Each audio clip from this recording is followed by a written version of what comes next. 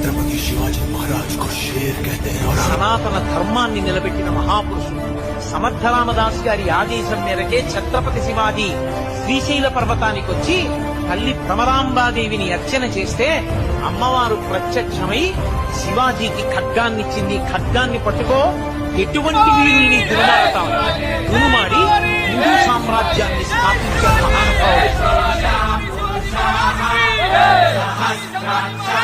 అందరికీ నమస్కారం.